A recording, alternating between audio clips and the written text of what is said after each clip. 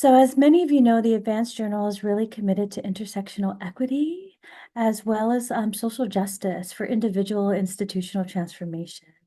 The special issues that we've had have been devoted to who's most disproportionately impacted and harmed by various issues. So we had some around the COVID-19 pandemic. And this issue was very much inspired by some of the work of Jennifer Freyd and also Jen Gomez, and also my own experience with institutional betrayal and academic trauma. And if any of you watched the debate last night, you're probably feeling a lot of institutional betrayal and trauma as well. And so even though we have this higher ed focus, we definitely want to branch this out to the justice system, to public health, to healthcare, and all of the spaces where a lot of people like us, especially women, cutie BIPOC, disabled, are navigating these dominant systems that were not designed for us. And oftentimes, even though we give our heart and souls to this work around equity and justice, oftentimes we'll be betrayed and very traumatized. And it's also pretty striking how those of us who are fierce advocates, especially for students, in our institutions, are viciously attacked for our efforts to provide advocacy and spaces of affirmation and belonging. I will go ahead and invite each of my wonderful, wonderful colleagues here just to introduce themselves and share anything about like the special issue. I will mention that, you know, this special issue was definitely labor of love that we came across as the editorial team. I share this, I'm co-editor, so Kayla is our first postdoc, and if you haven't noticed, we're hiring for a new postdoc as Kayla ascends into a tenure track position. So if you want to know more about that, get in touch with us. We got such a demand and outpouring of so many beautiful pieces, poems, painting, resignation letters, stories of like these narratives that people have experienced, that we're going to actually have 3 special issues. And I think it's going to be just the mainstay of this journal. And we are really here for all of you to provide not spaces that will re-traumatize us, but for healing and processing as well. So I'll go ahead and have each of my colleagues go ahead and just introduce themselves, anything about their contribution to this special issue. As many of you noticed, this is for the first special issue, but our second one just came out. And our third one, which might have my resignation letter, will be out later this summer. So I'll go ahead and maybe start with Annmarie, and then maybe Annmarie, after you share, you can pass it on to someone else here. Thank you, Sarina. Hi, everyone, and welcome to this, what we hope will be a healing generative space. I see some familiar faces that I haven't seen in a long time, so it's that in itself is healing to me. I use she, her pronouns. I am a Latina psychology professor. I was a dean and had some other leadership positions, and came to this particular, serve on the editorial team as a guest editor for these special issues. And the timing couldn't have been more perfect for me to be invited. So thank you, Sarina and colleagues, for inviting me to be on the editorial team. Because in reading the stories that other people have shared, it was, they're heavy. I do want to acknowledge that. And I want to thank the authors and the contributors who are on this panel and also on the webinar, and people who are not here, for being vulnerable and courageous, for sharing their stories and their data. Because that's how we heal, is one way we heal, is by telling our stories and finding community in our stories, because our story is not just our story. Our story belongs to other people too, and it helps other people be courageous in what they're doing. And it helped me be courageous in my leadership and also in stepping down from my leadership because of the things that I had experienced, including institutional betrayal. So if we have time, I may share a little bit more about that later, but just welcome to everybody. And I'm so pleased that we're here and embracing healing. So I would like to pass it over to Tiffany. Hi, good afternoon, colleagues, or I may be good evening, depending upon where you are.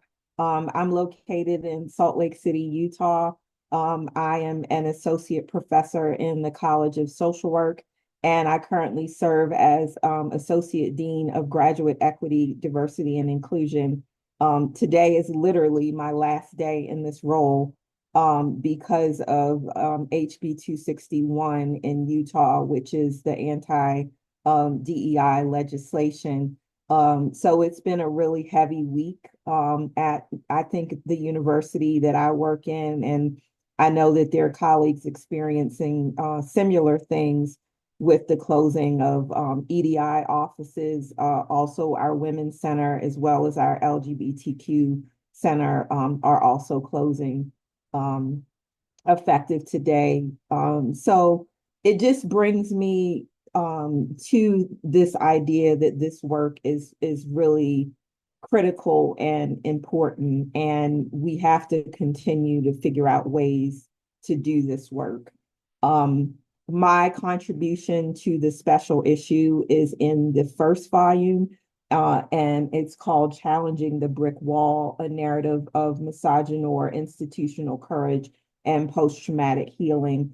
And it really just talks about my journey, literally from elementary and middle school, and some of the things that I experienced with institutional betrayal at a very early age. And those same threads with institutional racism have really continued throughout my life and throughout my career.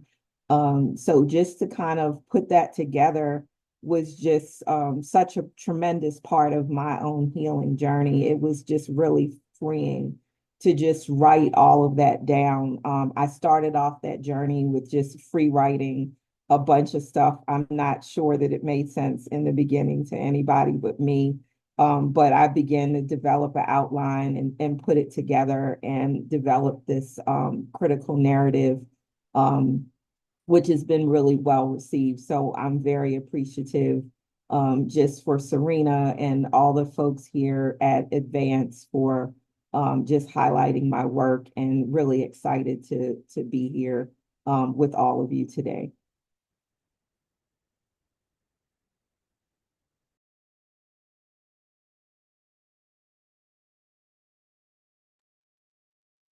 I can go next. I am coming off of a little bit of a head cold, so I'm gonna try to speak clearly, even though I'm a little bit hoarse.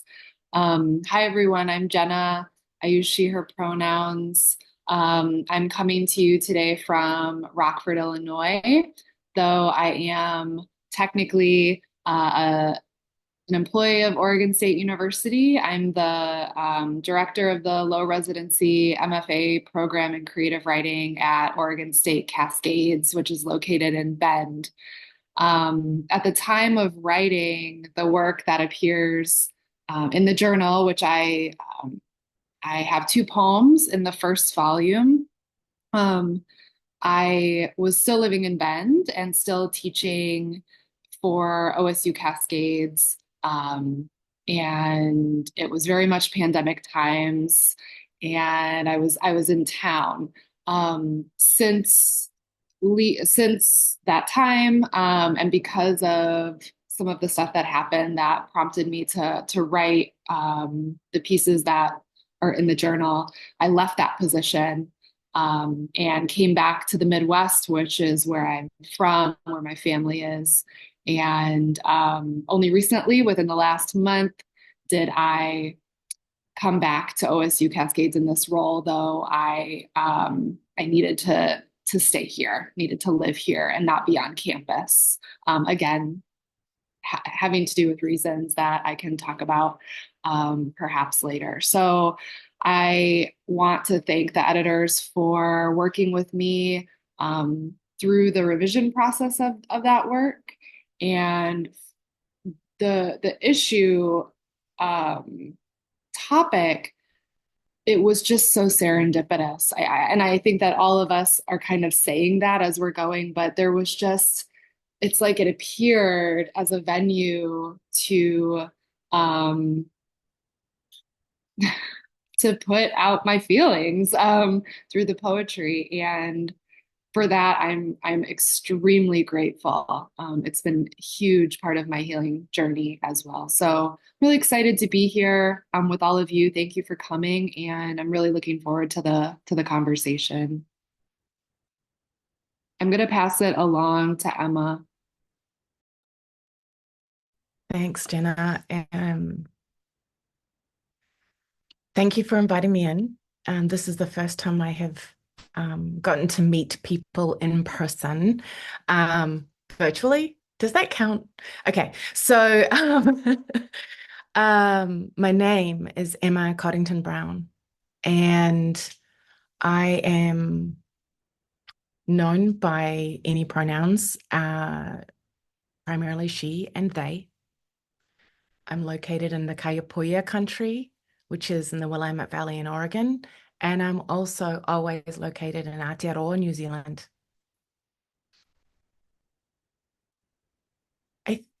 I come to this issue after I had already done a lot of processing, and so I thank you for inviting me in. I had also worked in some very public spaces, articulating what had happened in my own institution over a period of 5 years. And I had already transitioned from associate professor of physiology and neuroscience into artist and an accompanist. I accompany people in their own journey. That's the best way I can kind of phrase it. And so I was already now moving into painting my journeys. And so my offering to this journal issue and the second issue, actually, thank you for asking, was actually some art pieces. And I use painting as a way of claiming what has happened, acknowledging that I might not know the whole of it, and that there's so much more for me to know, and then ask. So I'm a scientist at heart. I'm always asking questions like, who am I now? And what is there anything for me to learn yet? And then the painting is completed when I receive an answer. And sometimes it's like, not yet. But this time I did have an answer. And so, and often what happens is a poem or a spell comes, because once these folks are painted and archetypally explored, a lot more information comes. And so one of the paintings that's on one of the covers of the issue is titled Wahine Toa, which you can interpret many ways. For our purposes, it's spirit warrior woman. And her title is in Maori, and comes with the deep Mararanga Maori knowledge that comes through cosmology of home for me. So what she landed up offering was this spell. I am earthen goddess of shadow and light, loved with full source and delight. Original betrayal be healed, reclaim sacred sovereignty.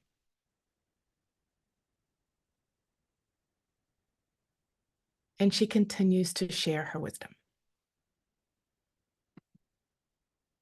So with that, I will pass it back.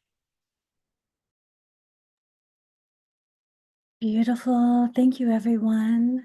We're going to go ahead and proceed with a rich discussion. And just so you in the audience know, we're going to have a really powerful discourse, and then we'll have some time for closing and some next steps. We have some healing workshops that'll follow immediately after this with Dr. Caño, and then in following weeks with the rest of us here, providing our healing strategies. I also give you all the opportunity in the chat and to reach out to us about some other, multimodal ways of healing that we can provide to all of you, because this is something we're very, very passionate about. And as many of us know who have been grieving for so many things over our lives, grief is a very messy and wayward journey, and we want to kind of have space for all the feels and every part of the journey that you're at. And as many of you know, sometimes things can be activated in various ways. So we invite you to also be very gentle with yourself as things come up. We also want to give you the opportunity to share your story in various ways as well. So we'll give you a way to reach out to us because we're here for you all, and we want you to be well, to serve well. And thank you all for all of what you do. I see so many familiar faces. All of you are so committed to intersectional social justice and equity, and it's just really an honor to share community with you all. Kayla put our email in the chat. You're welcome to reach out if you have any questions, suggestions, requests, any of these things. We're just so excited to be here with you today for our first launch. And this is largely experimental, so we also appreciate your grace as we kind of move forward with this. I'm going to start with kind of a question around how embedded in academic institutions are experiences with institutional betrayal and academic trauma that are often hidden from public dialogue. And I know myself, oftentimes that's very intentional by design, especially if an institution wants to prevent any sort of reputational harm or not have anything that they do as far as like advocating for faculty, students, staff on any sort of visible platform. So I want to ask these wonderful guests here, what is institutional betrayal and academic trauma to you, and why is it important?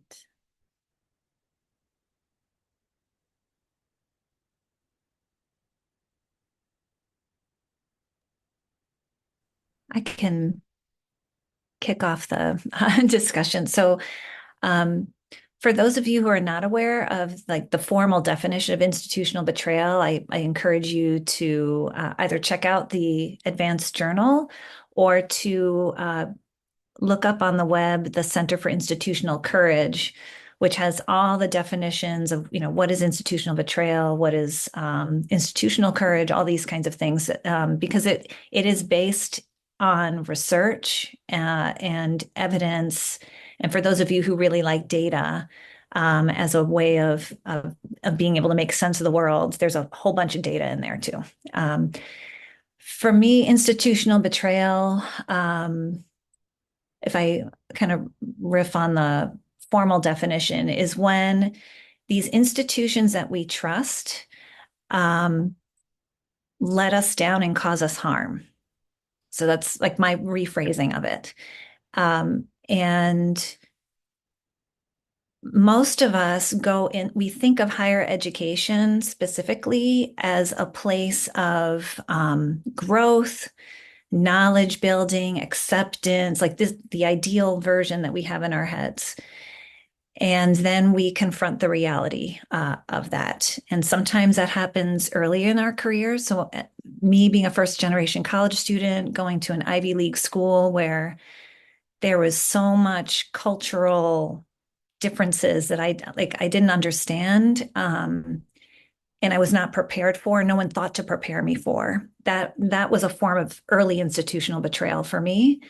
And then when I became a professor, the hidden parts that Sarina's talking about came up in terms of expectations and norms that were never explicitly shared with me. And so whenever I stepped outside the bounds of proper behavior, whatever that is, then I got like slapped on the hand. But because it was hidden and we didn't talk about it, I thought, it's me. I need to conform myself to the system.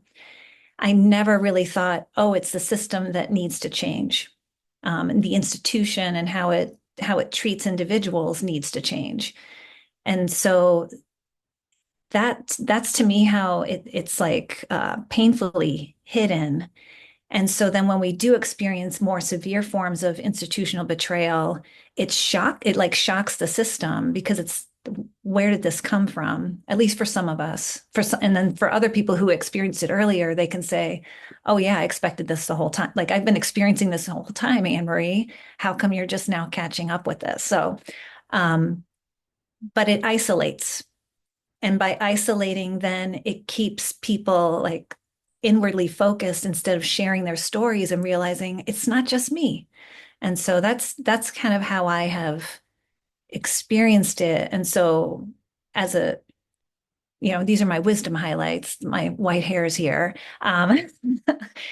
Now I see, like, this is institutional betrayal and I can say something about it. And but until I could see that that's what was happening, I didn't have the language or the tools to be able to do anything about it. So I'll stop there. That's my experience of that.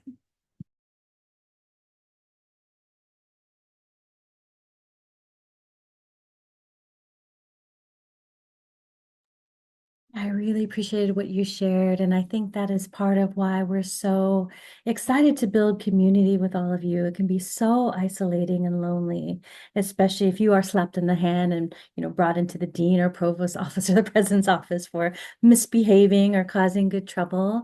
And that's really hard, especially if they are accusing you of riling up students when the students have their own fight in them and as well.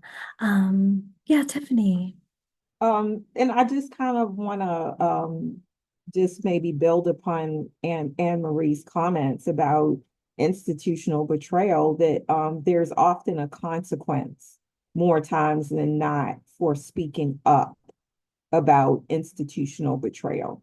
So I think that that's important to note as well, that often when you speak up, then there is usually some sort of backlash later on as a result of speaking up. And I just wanted to sort of talk about some of the ways that institutional betrayal sort of presents itself.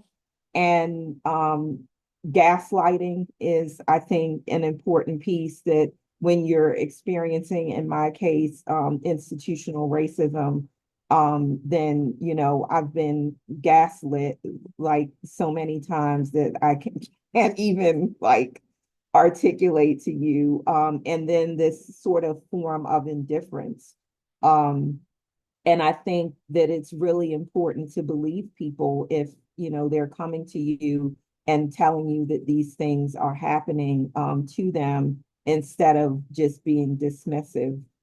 Exclusion is another one. And I mean, the literature is really rife with like discussions in terms of particularly about faculty of color and why there's so many reasons that it's more difficult for faculty of color to succeed. And the literature does very clearly talk about like this idea of, faculty of color being isolated in a lot of institutions. So to me, that's also a form of academic trauma and institutional betrayal. And just, I think what a lot of folks are experiencing more recently with the anti-DEI legislation is just a lack of communication at the institutional level about what the impacts are and how students, faculty, and staff will be impacted. And what I've seen in my own experience is just a lack of communication and isolation, and not really bringing, particularly in many institutions, there are a lot of folks of color who are doing the work and not really including them in conversations about, the changes. And I understand that some of it is not malleable, but to the extent that it is, at least hear people out and understand their concerns, and then ensuring that you're really taking into account the perspectives of different communities as these changes are taking place. And to me, that is another form of betrayal, is just the lack of communication and isolation that many folks of color experience in academic institutions.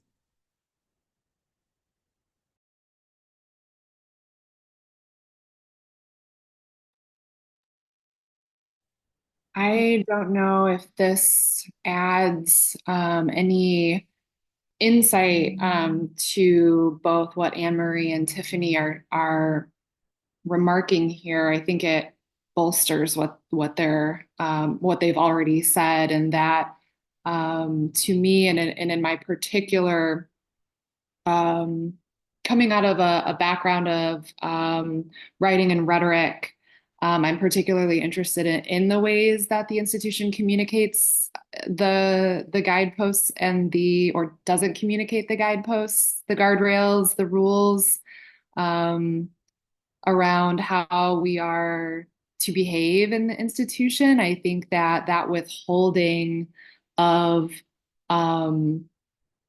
what those rails really entail can be a form of betrayal.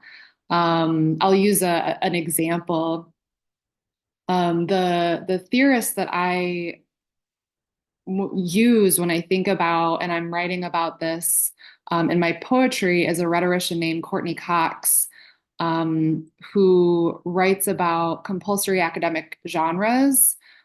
These are things like academic alerts for students. They are Title IX, different kinds of policies around conduct, handbooks, even emergency text messaging. These are all compulsory academic genres that we only encounter when something goes wrong.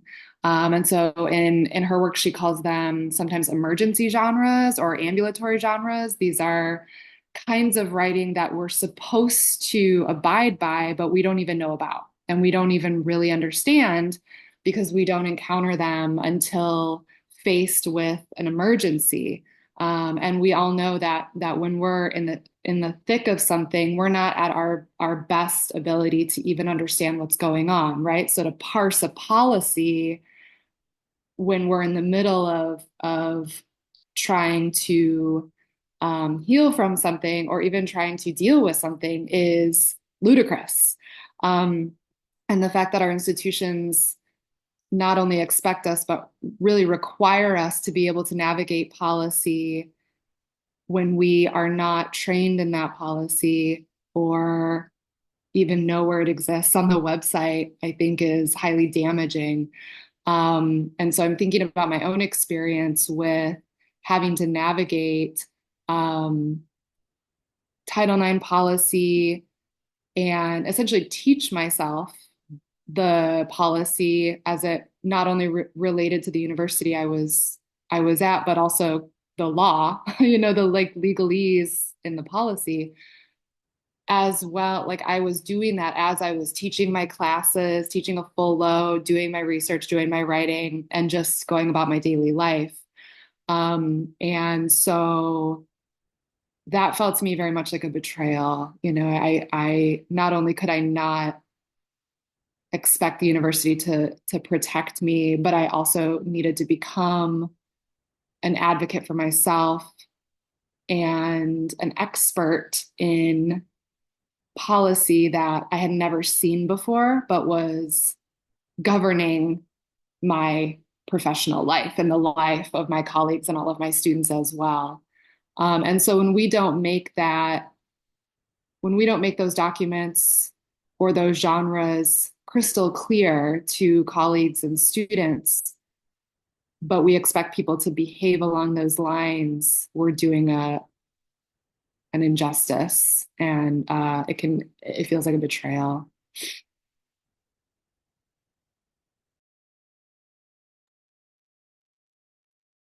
I wonder if I could add also to what Annmarie and Tiffany and Jenna are all bringing up.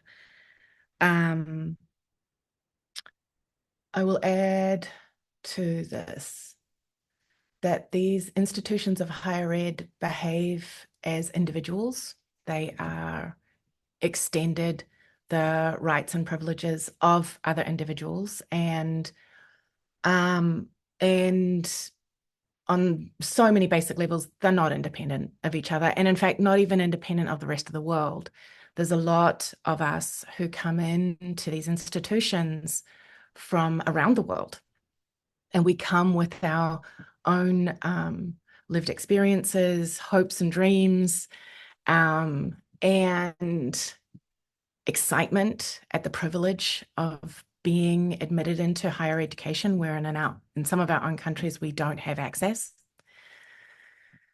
And so there's a lot of dissonance that gets set up. One, as a human being raised in the way that I'm raised, I am relational.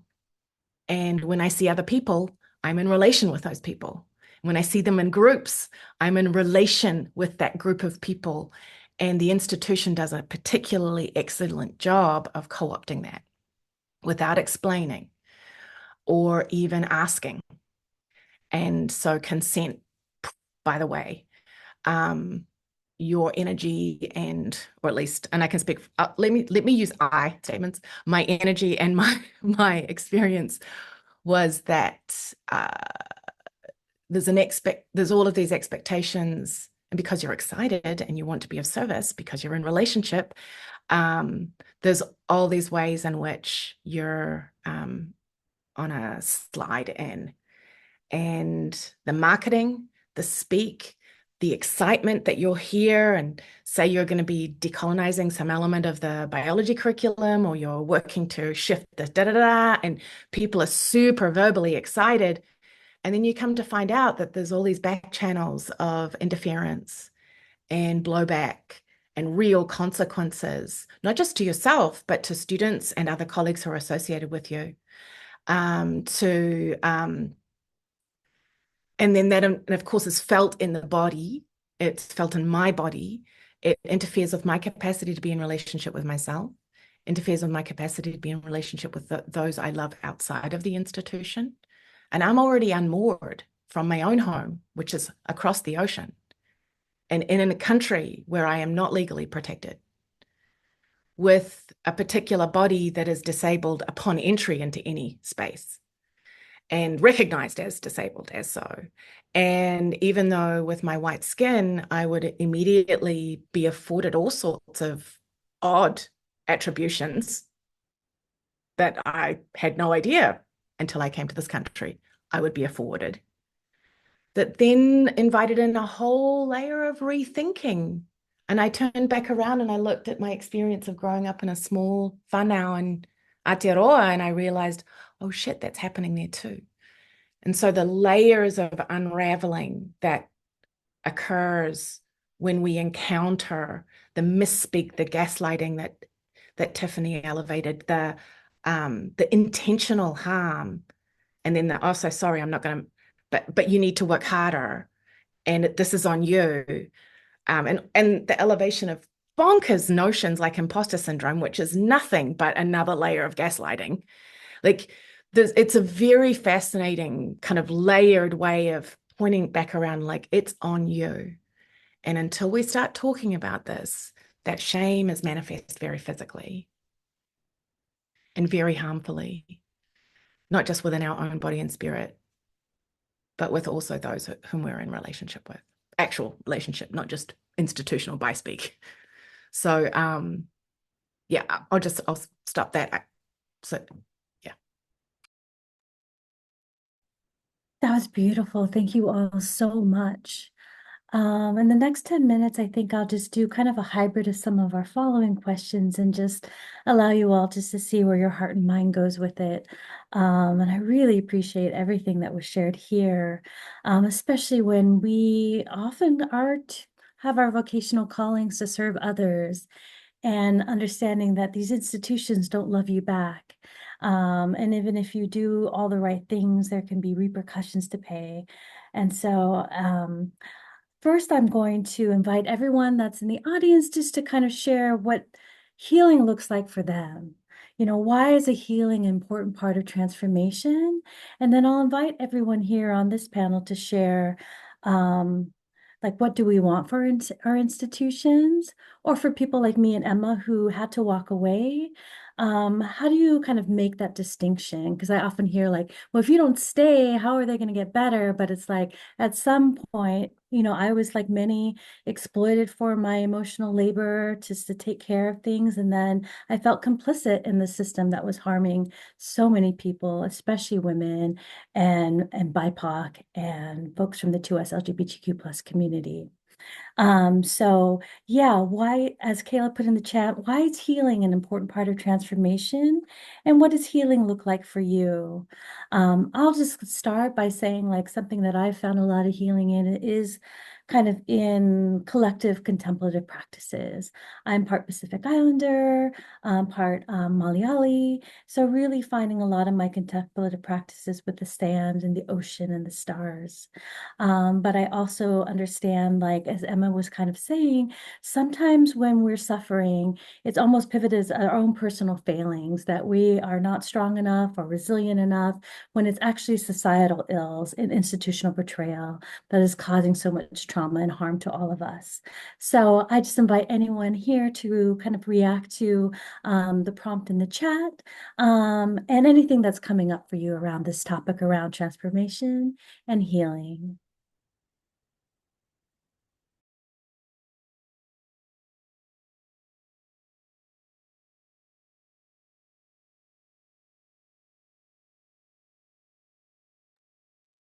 And I'll also mention there's some rich stuff in the chat, which we're not going to publish.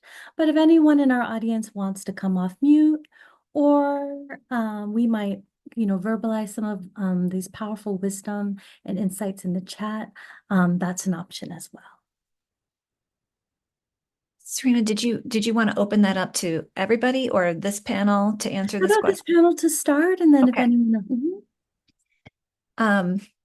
I want to, if I can share what has been healing for me and why it was important. So I walked away from a dean role because of institutional gaslighting and saying the mission statement said one thing about care and dignity of the human person, social justice. And so I was forging ahead with that.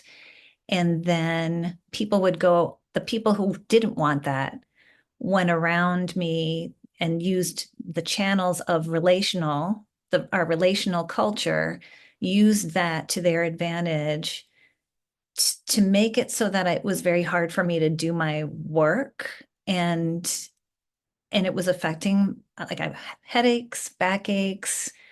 I started eating and drinking more, like all the kinds of manifestations. I was like, I cannot continue to try to do this here.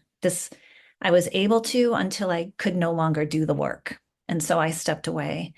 And healing for me, like Sarina mentioned, has been kind of this cyclical. It's like sometimes I feel great. I'm so glad that I walked away from that.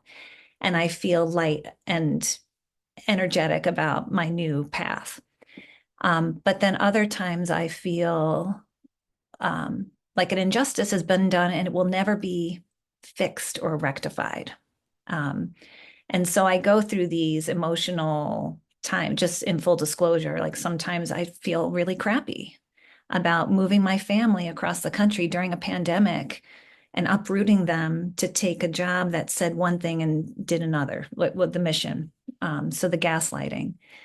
So one of the things that's been healing for me is I live in Eastern Washington, and the ponderosa pines release this scent. It's like aromatherapy in nature.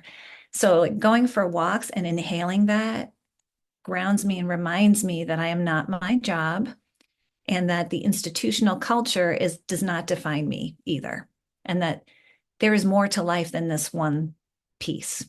So that's one. But the other thing that helped me is writing. And whether it's and I will have a book as a product of this, which is, I never expected that I would ever have something like that. But the process of writing was hard because I had to confront all these feelings, but it was so healing. And then the other piece is learning and reading about other people's experiences, which is why being a guest editor was so healing for me. But then also having labels or names for the things that I experienced so that it was like, oh, this was a real thing. It wasn't just in my head, but like it combated the gaslighting. And one of them was coming across something called pseudo relational cultures. And so there's a branch of psychology, relational cultural theory, and they talk about these cultures of pseudo relational cultures where the description is we are relational, we care about you, we get along so well, and we're so welcoming. But then the reality is that whenever there's something difficult to talk about, everything falls apart. Like they block it in whatever way. Like anything difficult, we don't have the capacity. And just reading about, that's like one example. Reading about that theory was like, yes, um, that's what I experienced, but I had never known there was a name for that before. So that like that feeds my intellectual need to like understand. Like I need to understand things, and we can't, like Emma said, we can't always understand all parts of the mystery. But when we have a little bit of something, that was part of my healing process, was having names for things. And then also time. I know time, like letting time pass and being okay with what I'm feeling in the moment has also been healing for me. So I'll just share, those are a few things that have worked for me.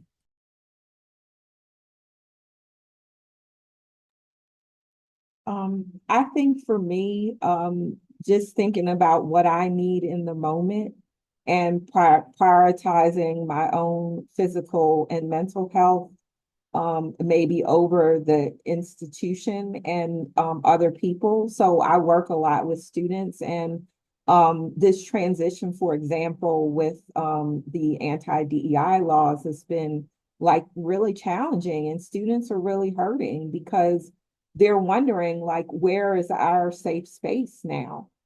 And all of these resources that have existed like for decades and decades, some of these centers have been around for more than 50 years. They're literally gone.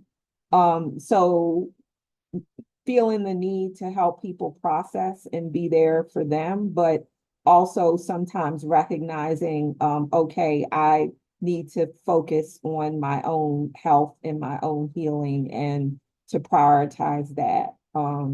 So if I need to take a day off or there are other things that I need to do to prioritize my own health and healing, I think those are important. And I think that for me, one of the things that's been helpful and is, we have a relatively new dean in my college, and he's been like super helpful and supportive. And when this all went down and we're having a conversation about, what are my next steps, he said, that you qualify for a leave of administrative leave of absence. So I decided to do that, and it's in like essentially like an administrative sabbatical. And this sounds crazy, but I was just a little freaked out because I had all these like ideas for my research that I want to do, and I'm like, how much of this can I really do in this amount of time? And I actually came across an article by Annmarie called sabbaticals as engines of liberation. And I'm meaning to reach out to you and just tell you like how helpful that was to me, because it made me think like I can use this time to just not work myself to death, but to actually create a space for my own healing and my own health. And I really just thought about like how to use that space to prioritize my health and make that number one, and then make the research agenda like number two, and to also create goals that are achievable so that I'm not like I am now, admittedly, like working from 9 a.m. sometimes till 11 p.m. because I feel like I have to get certain things accomplished. So thank you for that. I think the literature, there's so much great stuff out there. And that was really touching and just really relevant. I literally read it like the day that I needed it.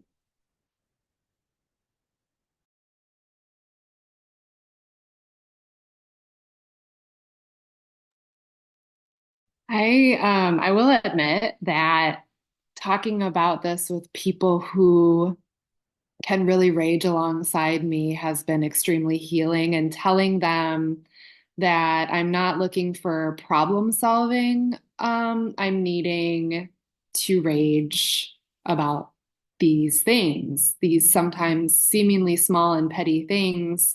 Um, I need to get out. And so just really being upfront with friends and colleagues about how I need to kind of expose the institution has been very, very helpful. Like Annmarie, I was able to channel some of this into publication. Um, I wrote a chapbook called Title IX, which is a chapbook of poetry. The two poems that are in the journal are also in the book, and it's an exploration of what happened to me and the institution's failings, and really um, I was able to write the poetry without.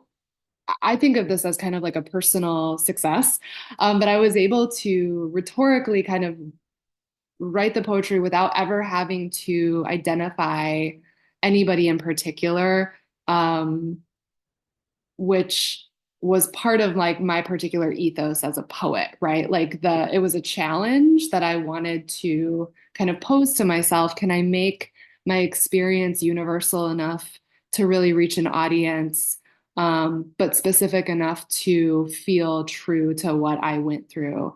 I think that that's a hard kind of line to balance, because I mean, there's a poem in the book about um, the guilt around wanting to humiliate people that I was working with in ways, because I had to see them every day, and I knew their shortcomings as administrators, and really kind of like dredging up the worst versions of myself, and saying, do I want that version of myself to appear in this book? Not really.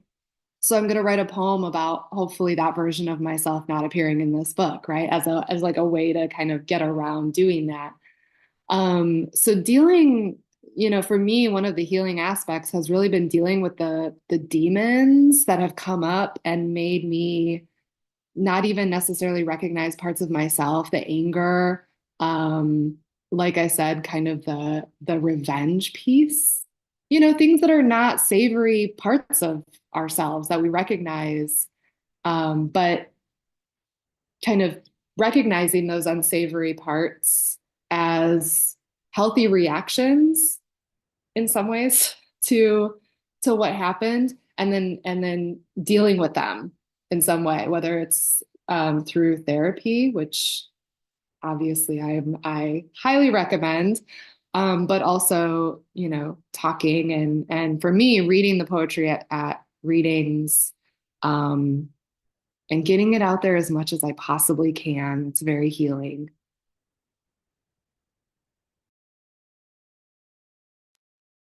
I so need to get that find and purchase that book. Thank you, Jenna. Oh, yeah. The ways in which we're all weaving, and I wonder how many of us in the audience this is resonating. For me, what I hear when I hear us all speaking is that part of healing is relocating the anchors that remind us of who we are. And for each of us, that's going to be distinct. For me, that was anchoring in my ancestry anchoring in who gave birth to me and gave birth to them, and what has come through, very specifically what has come through to me, and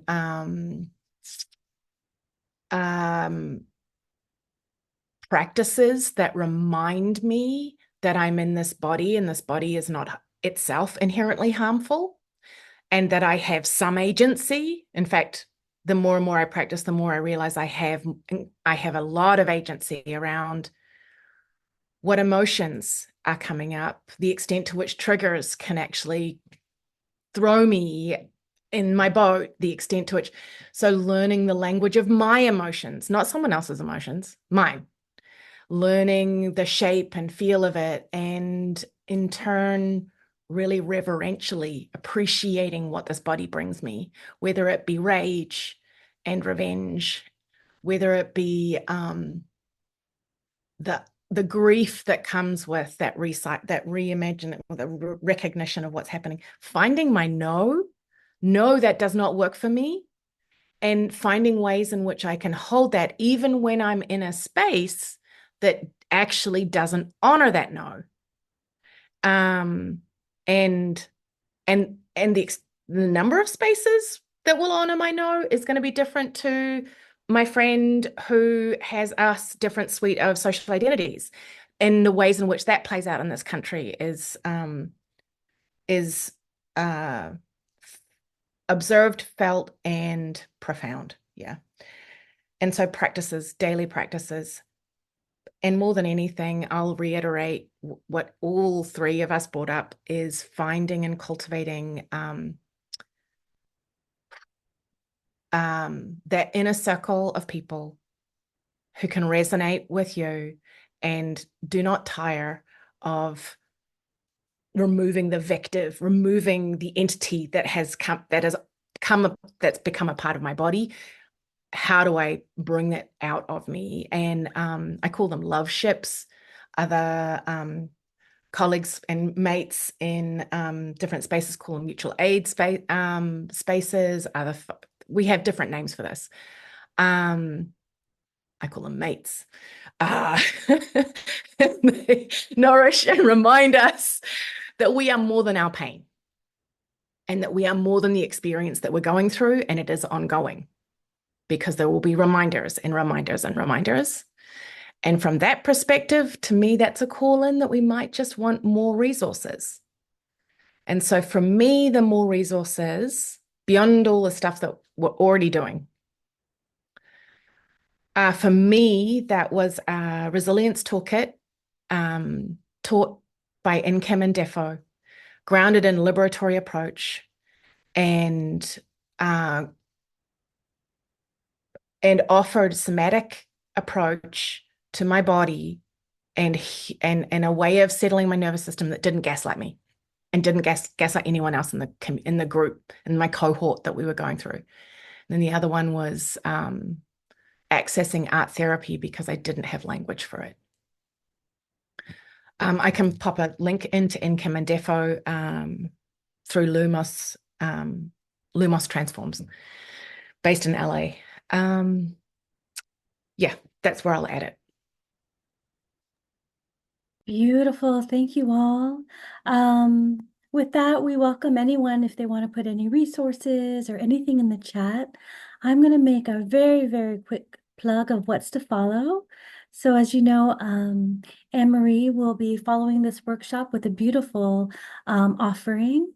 And I wanted to tell you what's in store for 2 weeks from today, and then the Friday after that, where Emma and Jenna here will be sharing a bit about their healing modalities through art and poetry, writing as processing.